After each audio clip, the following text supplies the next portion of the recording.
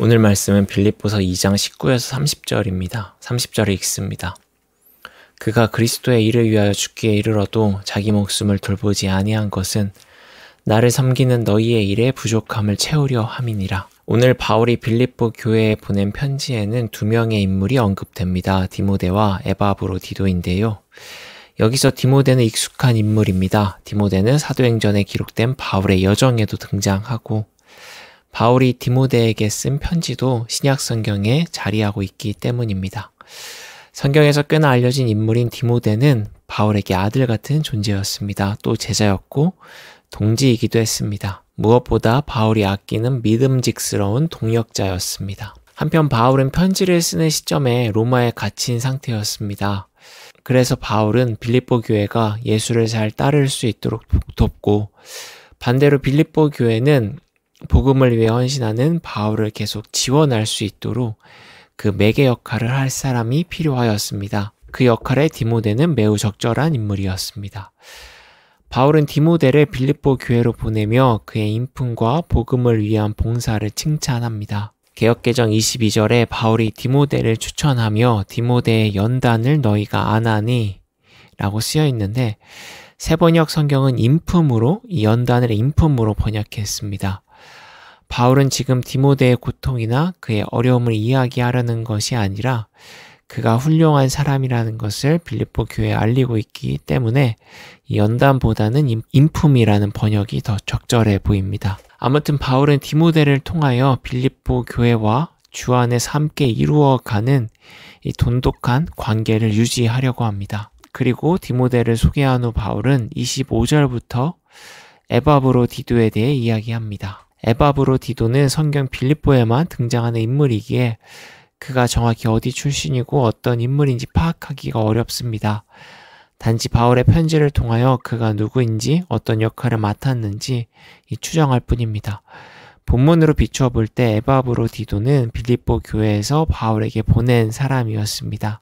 그는 아마도 빌립보 교회가 바울을 물적으로 또 인적으로 지원하기 위해 보낸 사람으로 보입니다. 로마에 갇힌 바울에게 올 수 있었던 것으로 보아 에바브로디도는 로마의 시민권을 갖고 있었던 이방인으로도 추측이 됩니다. 아무튼 빌립보 교회는 에바브로디도를 로마에 갇힌 바울에게 보냅니다. 하지만 바울은 그를 다시 빌립보 교회에 돌려보내려고 합니다. 바울이 그를 돌려보내려는 이유는 본문에 나와 있듯 자신 곁에 있기보다는 빌립보 교회에 가서 교회를 돕는 것이 더 좋을 것 같다는 판단이었습니다. 또 에바브로디도는 죽을 병에 걸렸다가 회복이 되었는데 그가 빌립보에 돌아가 안식을 취하는 것이 나을 것 같다는 생각이었던 것 같습니다. 이처럼 바울은 에바브로디도가 빌립보로 향하는 이유를 자세하게 설명하는데요. 이렇게 바울이 편지에 적는 이유는 바울이 그를 말없이 빌립보로 돌려보낸다면 빌립보 교회가 바울과 그를 오해할 수 있기 때문입니다. 빌립보 교회 입장에선 바울이 에바브로디도를 돌려보내는 것이 바울에 대한 교회의 섬김과 호의를 거절했다고 생각할 수 있습니다. 교회의 지원이 마음에 내키지 않기 때문에 그 표시로 에바브로디도를 다시 보냈다고 오해할 수 있다는 말입니다.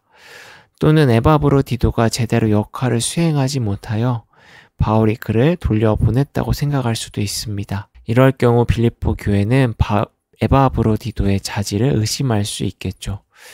따라서 바울은 에바브로디도가 빌립보로 향하는 이유를 하나하나 세세히 설명합니다. 또 그가 어떤 인물인지도 말합니다. 편지에 바울이 밝히는 에바브로디도의 성품과 복음의 태도는 바울이 믿음직스럽게 생각하는 디모데와 다르지 않습니다. 오히려 디모데를 능가할 정도입니다. 바울은 빌립보 교회의 에바브로디도는 교회가 존경받기 마땅한 인물이라고까지 말합니다. 에바브로디도의 사역과 성품을 크게 추켜 세웁니다. 그런데 사실 에바브로디도의 역할은 바울의 사역에 비하면 작은 부분에 지나지 않습니다. 그저 바울에게 활동할 수 있는 물적 자원을 지원하고 일정 기간 동안 그를 보좌하는 역할이기 때문입니다. 유럽과 아시아의 복음을 전하고 교회를 세우는 이 바울의 커다란 사역 앞에 에바브로디도의 역할은 전혀 드러나지 않습니다. 빌립보 교회에 보내는 바울의 편지에 그의 이름이 나오지 않았다면 우리는 그의 존재를 전혀 알 수 없었을 것인데 이는 그의 역할이 크게 주목받지 않는 일이라는 것을 알려주는 격이라 할 수 있습니다. 디모데와 비교해 보더라도 성경을 읽는 사람은 디모데라는 인물을 쉽게 주목하고 기억하겠지만 에바브로디도는 기억에서 쉽게 잊혀질 것입니다. 그럼에도 바울은 에바브로디도의 역할을 간과하지 않습니다. 당연하다고 생각하지 않습니다. 비록 작은 부분이라 하더라도 그의 역할에 가진 중요한 가치를 기억하고 그 가치를 사람들에게 알립니다. 혹여 그가 오해받지 않도록 그의 마음이 무너지지 않도록 세심히 그를 배려합니다. 바울이 복음을 위해 쓰는 사람들을 어떻게 생각하고 또 어떤 태도로 바라보는지 알 수 있는 장면입니다. 바울은 일의 크기에 상관없이 하나님 나라를 위해 성실히 임하는 사람이라면 크게 칭찬합니다. 반대로 우리 세상에서는 열심히 자신의 역할을 다해도 눈에 띄지 않는다는 이유로 누구나 할 수 있는 일이라는 이유로 혹은 대의라는 명분 아래 그 가치가 무시당하는 경우가 종종 있습니다. 주목받거나 성과를 내지 못하면 인정받기 어려운 냉정한 현실이 우리 곁에 존재합니다.